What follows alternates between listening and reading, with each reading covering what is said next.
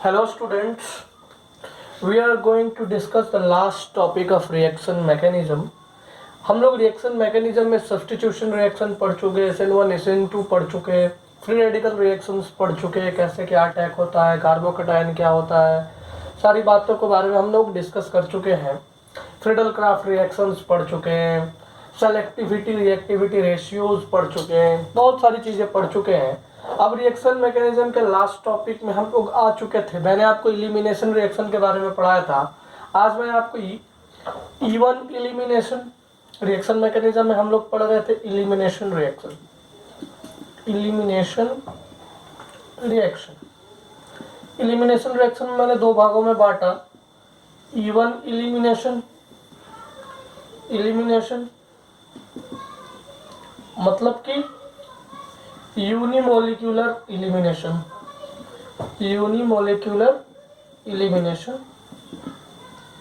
और E2 elimination.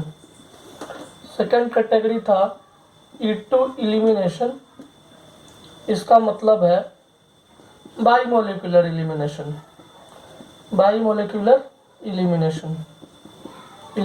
Reaction. अगर सबसे पहले अगर अटैक कर रहा है, इलिमिनेट कोई हो रहा है और इलेक्ट्रोफाइल इलिमिनेट हो रहा है तो electrophilic elimination reaction, nucleophile eliminate हो रहा है तो न्यूक्लियोफिलिक इलिमिनेशन रिएक्शन। इन सब चीज़ों के बारे में हम लोग तो डिस्कस कर ही चुके हैं। आरडीएस स्टेप पे डिपेंड करेगा। अगर आरडीएस एक इलेक्ट्रोफाइल है तो समझ लेंगे ये इलेक्ट्रोफाइलिक इलिमिनेशन रिएक्शन है। आरडीएस अगर न्यूक्लियोफाइल है तो हम लोग समझ लेंगे ये न्यूक्लियोफिलिक इलिमिनेशन रिएक्शन है। It is just like substitution reaction.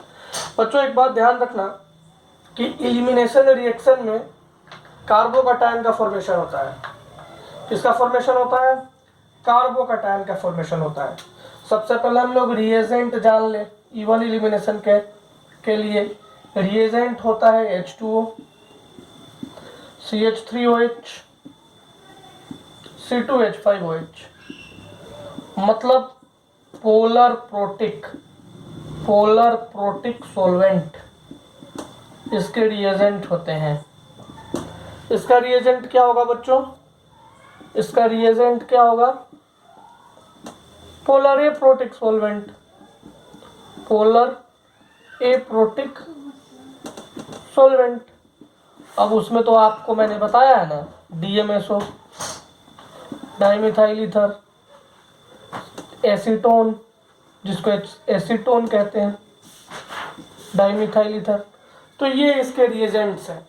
चलो हम लोग एक एक करके दोनों के बारे में पढ़ते हैं। यहाँ तक हो गया? ठीक है बच्चों, एक एक करके हम लोग पढ़ते हैं दोनों के बारे में। मैं मिटा दूं? ओके।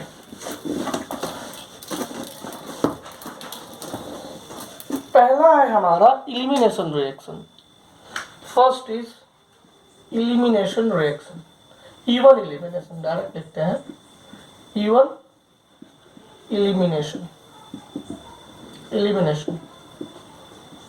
अच्छा बताओ E1 इलिमिनेशन में क्या होगा भाई? करेंगे क्या? जरा ध्यान से देखना। मान लो R है, CH, यहाँ पे कोई X लिविंग ग्रुप लगा हुआ है। अगर ये X माइनस से इलिमिनेट हो गया, ये क्या हुआ भाई? X माइनस लेकर इलिमिनेट यहाँ से हो गया, तो ये क्या बन गया? ये कार्बोकैटायन बन गया। ये बन गया कार्बोकैटायन। क्या बन गया? कार्बोकैटायन। अब देखो अल्फा बीटा इलिमिनेशन। अब इस कार्बोकैटायन, इसके साथ में एक हाइड्रोजन भी तो इलिमिनेट होगा, तभी तो डबल बॉन्ड बनेगा। इसके बारे में हम लोग पहले ही डिस्कस कर चुके हैं। लेकिन याद रखना, जहां भी कार्बोकैटायन का फॉर्मेशन होता है वहां पे रीअरेंजमेंट होता है। तो एक बात हमेशा याद रखिएगा कि रीअरेंज करके E1 इलिमिनेशन अपना बेस्ट प्रोडक्ट देता है, बेस्ट प्रोडक्ट देगा। और वही बेस्ट प्रोडक्ट सबसे ज्यादा क्या बोलते हैं उसको? स्टेबल प्रोडक्ट बनेगा। और स्टेबल प्रोडक्ट ही हमारा सेट जेप प्रोडक्ट कहलाएगा। और जो कम स्टेबल प्रोडक्ट है, माइनर कंपाउंड है, वो हॉफमैन प्रोडक्ट कहलाता है। ये मैं आगे आने वाले समय में बता दूंगा। ये रीअरेंजमेंट करेंगे। रीअरेंजमेंट करने के बाद हमारे पास मान लो कुछ भी हो यहाँ पे, यही मान लेते हैं RCH प्लस CH3 है। अब अल्फा बीटा, बीटा से हाइड्रोजन को इलिमिनेट करेंगे, हाइड्रोजन H प्लस इलिमिनेट होगा, इलिमिनेट होगा, ठीक है, किसके प्रेजेंस में? वीक बेस के प्रेजेंस में। वीक बेस क्यों लेते हैं मैं आपको ये भी बताऊंगा। CH3OH हम वीक बेस क्यों ले रहे हैं ये भी बताएंगे। मैंने आपको रिएजेंट्स बता रखे हैं वैसे, पर हम वीक क्यों लिए हैं ये भी मैं आपको बताऊंगा। और जैसे ही ये यहाँ से हाइड्रोजन इलिमिनेट हुआ, ये प्लस यहाँ माइनस, ये डबल बॉन्ड हो गया, हमारा रिएक्शन जो हमें चाहिए था वो हमें मिल गया। अगर बाय द वे यहाँ पे अगर इसमें हीट, देखो यहाँ हीट दिया है, अगर टेम्परेचर कम हुआ, बिलो 20 डिग्री सेल्सियस के टेम्परेचर पे हम रिएक्शन करवाएंगे, तो ये इलिमिनेशन रिएक्शन के जगह पे न्यूक्लियोफिलिक रिएक्शन देगा, ये याद रखिएगा। elimination reaction and nucleophilic reaction both reaction occur side by side। आप देखो दोनों के लिए रीअरेंजमेंट टेक्निक्स हो रहा है, दोनों में कार्बोकटायन बनता है, दोनों में वीक बेस ही लेते हैं। तो याद रखो कि दोनों इवन एलिमिनेशन में ये SN1 प्रोडक्ट भी दे सकता है, SN1 भी दे सकता है और E1 भी दे सकता है। फर्क कितना है कि अगर टेम्परेचर हम बढ़ा देंगे, टेम्परेचर अगर मैं बढ़ा दूंगा तो SN1 नहीं देगा, E1 देगा, कम टेम्परेचर पे न्यूक्लियोफिलिक रिएक्शन देगा। अच्छा, ये न्यूक्लियोफिलिक रिएक्शन देता तो क्या देता? यहाँ पे प्लस, यहाँ पे माइनस, ये आके डायरेक्ट यहाँ पे अटैक करता। ये सब बातें तो हम लोग पढ़ चुके हैं ना, RCH CH3 और इस CH पे OCH3 आकर अटैक कर देता, यही बात थी। अब इन पूरे बातों में, इन पूरे रिएक्शंस में हम लोग क्या क्या बात समझें, क्या क्या पॉइंट्स हमको याद करना है, वो मैं अब आपको बताने जा रहा हूं। यानी कि characteristics of E one elimination, points of E one elimination और characteristics of E one elimination reactions. Okay बच्चों, ओके।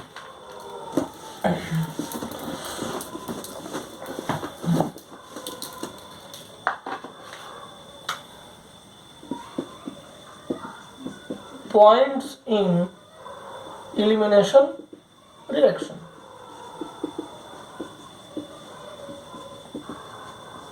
खास करके इवन एलिमिनेशन रिएक्शन के बारे में हम लोग पढ़ रहे हैं। क्या क्या पॉइंट है देखते हैं। First point, carbocation formation. Carbocation formation, अब जब भी कार्बोकटायन बनेगा तो यही होगा स्लोएस्ट स्टेप, स्लोएस्ट स्टेप, और स्लोएस्ट स्टेप को ही हम RDS कहते हैं।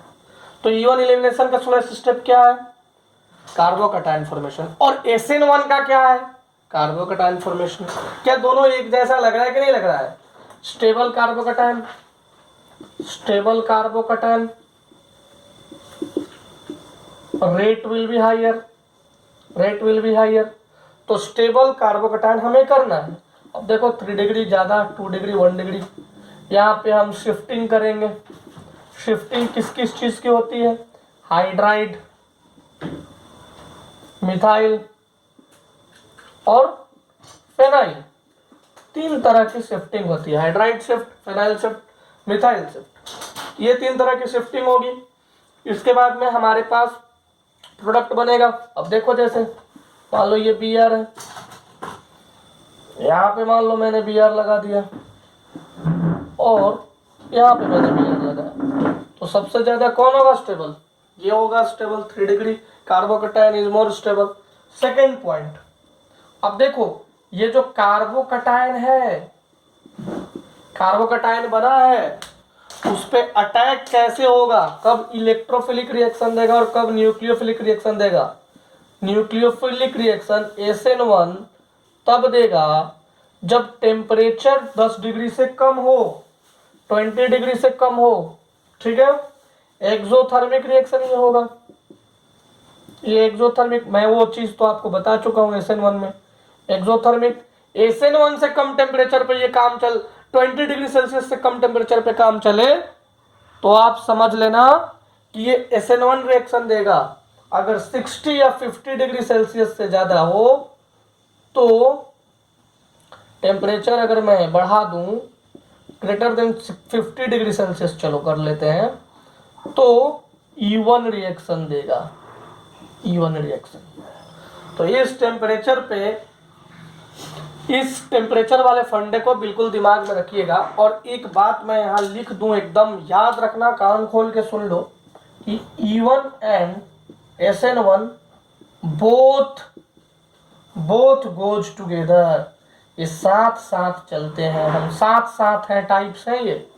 अगर कम टेम्परेचर पे मेजर कौन बनेगा? SN1। माइनर कौन बनेगा? E1। ज़्यादा टेम्परेचर पे माइनर कौन बनेगा? E1।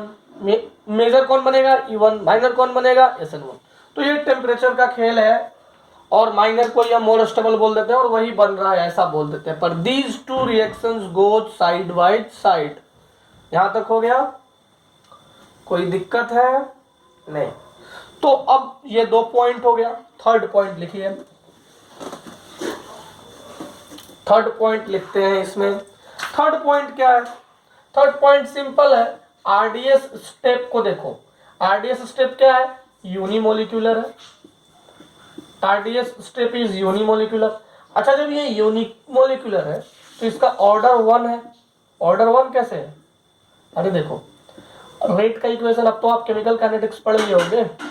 रेट का इक्वेशन जब लिखोगे तो जब आरडीएस स्टेप में क्या था, यहाँ पे कार्बोकटायन है कोई, तो इसी पे डिपेंड करेगा ना। Doesn't depend on nucleophile, doesn't depend on nucleophile. जो न्यूक्लियोफाइल अटैक करने वाला है उस पर डिपेंड नहीं करेगा। ये तो आपको दिखाई दे रहा है ना, केवल और केवल इस पे एक पे डिपेंड कर रहा है। एकदम बिल्कुल SN1 की तरह है, आप इसको SN1 की तरह ही देखना। अब मैं आपको बोला था कि why weak base, weak base हमने क्यों लिया है, स्ट्रॉन्ग बेस क्यों नहीं लिया है? Why weak base? देखो, स्ट्रॉन्ग बेस लेता तो ये रिमूवल के लिए वेट नहीं करता। जैसे जो X माइनस बाहर आ रहा है ना, तो वो रिमूव करने के लिए अगर स्ट्रॉन्ग बेस लेते तो वीक बेस रिमूव करने का वेट नहीं करता, वो डायरेक्ट अटैक कर देता, तो वो E2 एलिमिनेशन हो जाता। यहां पे वेट करेगा कि वो आराम से निकल जाए, इसीलिए हमने वीक बेस लिखा है। तो हम लोग इसमें क्या लिख सकते हैं? If strong base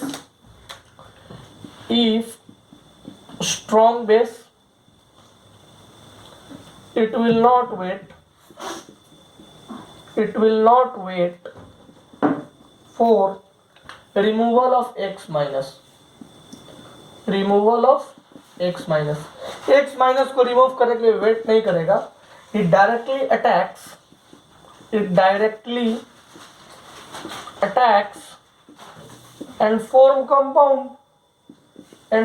compounds। ये डायरेक्टली अटैक करके अपना कंपाउंड बनाना शुरू कर देगा। तो ये 4 पॉइंट है और 1-2 पॉइंट है, देख लो। अभी लिविंग ग्रुप की टेंडेंसी पे डिपेंड तो करेगा ही, देख ये तो बार बार आएगी। Leaving group tendency. अब बताओ, ये तो मैं जो उसमें बताया था वही होगी। आयोडीन की X माइनस की बात कर रहे हैं, X की लिविंग ग्रुप टेंडेंसी की बात कर रहे हैं। लिविंग ग्रुप टेंडेंसी सबसे ज्यादा किसकी होगी बताओ? सबसे ज्यादा किसकी लिविंग ग्रुप टेंडेंसी होगी? Cl, Br, I। देखो ये तीनों 3 डिग्री मैंने ले लिया है। लिविंग ग्रुप टेंडेंसी सबसे ज्यादा I की होगी। 6 point. Most important point, solvent कौन सा यूज करेंगे, ये मोस्ट इंपॉर्टेंट है और ये मैं पहले ही लिख चुका हूं। पोलर प्रोटिक सॉल्वेंट यूज करेंगे।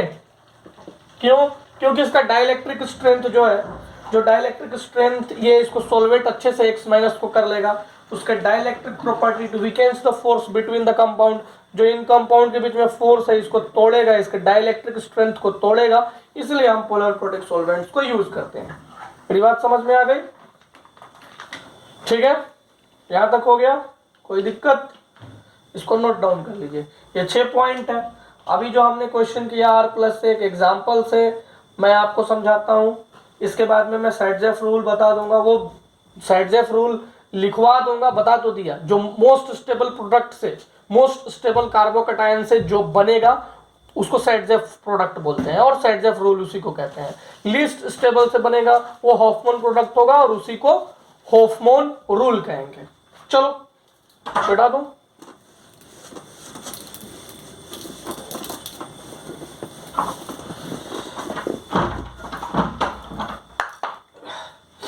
एक एग्जांपल लेते हैं, जैसे देखो CH3 CH Br CH3, ठीक है। अब CH3OH 60 डिग्री सेल्सियस, इसके साथ होगा क्या? मैकेनिज्म देखो, मैकेनिज्म देखो, बहुत सारे प्रोडक्ट में मैकेनिज्म की जरूरत नहीं है, खास करके नीट लेवल पे आप डायरेक्ट प्रोडक्ट बना सकते हो, लेकिन मैं कुछ कुछ प्रोडक्ट का मैकेनिज्म आपको सिखाते जाऊंगा। अब देखो करना क्या है, सबसे पहला स्टेप पे क्या होगा, Br बाहर आएगा, Br माइनस करके बाहर आ जाएगा, Br माइनस करके बाहर, यानी कि इसका भी इलेक्ट्रॉन खींच के बाहर आ रहा है, तो CH3 CH के ऊपर पॉजिटिव चार्ज CH3, ये आ गया हमारे पास। अब देखो ये अल्फा ये बीटा, अब तो हाइड्रोजन बाहर जाएगा, जाएगा ना। अब देखो यहाँ पे क्या है हमारे पास, CH3OH है ना, और टेम्परेचर 60 डिग्री सेल्सियस है, टेम्परेचर भी बहुत ज्यादा है, तो बीटा से H+ का रिमूवल होगा, बीटा से H+ का रिमूवल होगा। रिमूवल जैसे ही हुआ, ये CH3 CH यहाँ पॉजिटिव, ये CH2, देखो ये CH2H ऐसे भी लिख सकते थे, बीटा पर से H रिमूव किया H+ में, जैसे ही रिमूव किया, अब देखो ये प्लस माइनस इन दोनों ने एक दूसरे को देखा और सिंपल प्रोडक्ट बना लिया, डबल बॉन्ड। अब मान लो कि क्वेश्चन में ये दिया था कि 60 डिग्री नहीं है भैया, ये 10 डिग्री सेल्सियस है, क्या है 10 डिग्री सेल्सियस है, तो क्या होता, ये जो CH3OH देख रहे हो, इस पे माइनस आता, इस पे प्लस आता, अब ये इस पे अटैक करके अपना नया प्रोडक्ट बना लेते, Markovnikov and anti Markovnikov rule वाला, जिसके पास कम हाइड्रोजन वहां पे CH3 और न्यूक्लियोफाइल वहां पे अटैक करेगा। तो देखो SN1 में हमने पढ़ा था मार्कोनिकोफ एंड एंटी मार्कोनिकोफ, यहाँ हम लोग पढ़ेंगे साइडजेफ और हॉफमैन, बात बराबर है, वहां पे इलिमिनेट नहीं होता था, वहां पे सब्स्टिट्यूट होता था, और यहाँ पे कौन वाला अब इलिमिनेट करके नेक्स्ट प्रोडक्ट बनाए, तो वहां पे हम लोग डायरेक्ट पॉजिटिव से देख लेते थे, यहाँ पे हम डबल बॉन्ड बनाएंगे और इसके बाद चेक करेंगे कि किसके पास ज्यादा अल्फा H है। डबल बॉन्ड बनाने वाला अल्फा H मैंने GOC में आपको पढ़ाया था, अल्कीन वाला इंटरमीडिएट, ऐसे बना के चेक करेंगे, मान लो इसके पास 3 अल्फा H है और भी कुछ था, उसके पास 6 अल्फा H आने लगता, तो हम वो वाला बना लेते। तो यहां तक किसी को कोई दिक्कत, कोई परेशानी? तो ये रहा हमारा मैकेनिज्म, ये रहा हमारा सिंपल सा प्रोडक्ट, ये इसको कहेंगे, ये तो हॉफमैन, इसमें एक ही प्रोडक्ट एक ही तरह का आ रहा है। अब मैं आपको साइडजेफ एंड हॉफमैन प्रोडक्ट्स के बारे में बताता हूँ। ये मैकेनिज्म क्लियर है? Okay.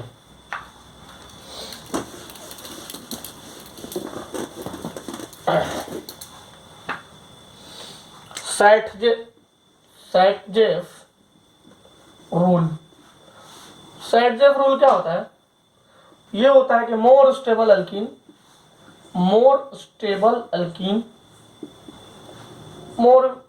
It will be major compound, ये मेजर होगा, और ये कैसे पता चलेगा? मोर अल्फा H, जिसके पास ज्यादा अल्फा H वो ज्यादा स्टेबल अल्कीन और वो ज्यादा मेजर, इसी को बोलेंगे साइडजेफ rule.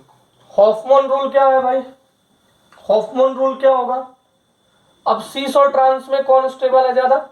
In cis and trans is more stable because of repulsion. देखो सीस में बल्कि ग्रुप्स के बीच में रिपल्सन होगा, इन दोनों के बीच में रिपल्सन होने लगेगा, और ट्रांस में ये दोनों अलग अलग रहेंगे डिफरेंट पोजीशन पे, तो रिपल्सन नहीं होगा, ये आपको तो पता है। अब एक क्वेश्चन देखो, जैसे एग्जाम्पल देखो, CH3 CH3 CH2 Pr। अब इसमें मैंने बोल दिया H2 है 60 डिग्री सेल्सियस पे, ये टेम्परेचर जरूर ध्यान में रखना। होगा क्या, ध्यान देना, होगा क्या? सिंपल सा Br हटा दो, जैसे ही तुम Br हटाओगे तुम्हारे पास ये CH2 पॉजिटिव आ जाएगा, आ गया ना। अब क्या करोगे बताओ?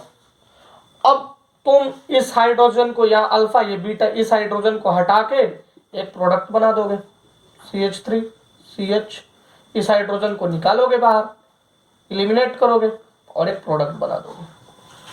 ये हो गई भाई तुम्हारी एक प्रोडक्ट, ये बन गई ना, देख लो।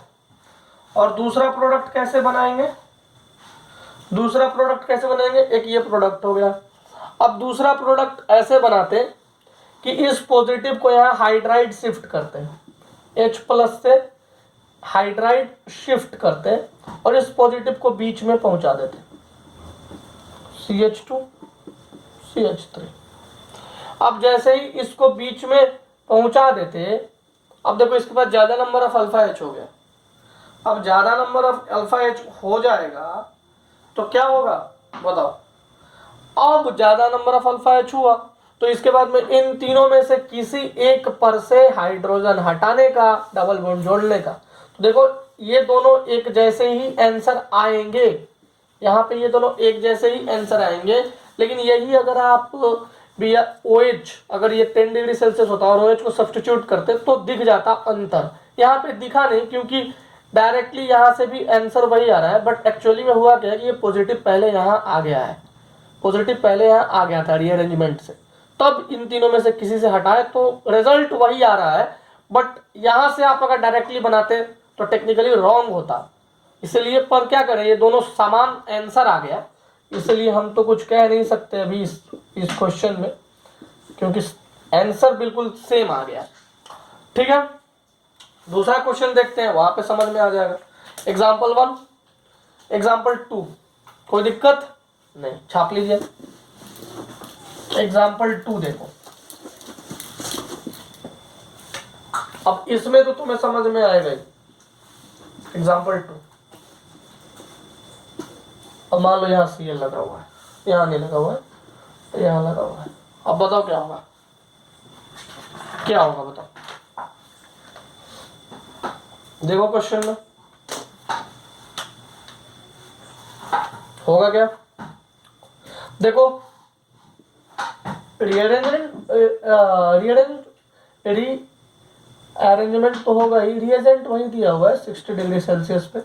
होगा क्या, सबसे पहले इसमें से ये निकल जाएगा, Cl निकल जाएगा, इस पे पॉजिटिव चार्ज आ जाएगा। देखो ये पॉजिटिव चार्ज के बाद यहाँ 1 अल्फा H है, लेकिन अगर इस पॉजिटिव चार्ज को यहाँ का हाइड्रोजन में शिफ्ट कर दूं तो अब कितने हैं, 3 2 2, 3 2 5 2 7 अल्फा H। तो देखो दो प्रोडक्ट बन रहा है, दो प्रोडक्ट बनेगा। एक तो इन दोनों में से किसी हाइड्रोजन को हटा के डबल बॉन्ड लगाने का, और एक प्रोडक्ट बनेगा इसका हाइड्रोजन को बाहर निकाल के डबल बॉन्ड लगाने का, पता ना।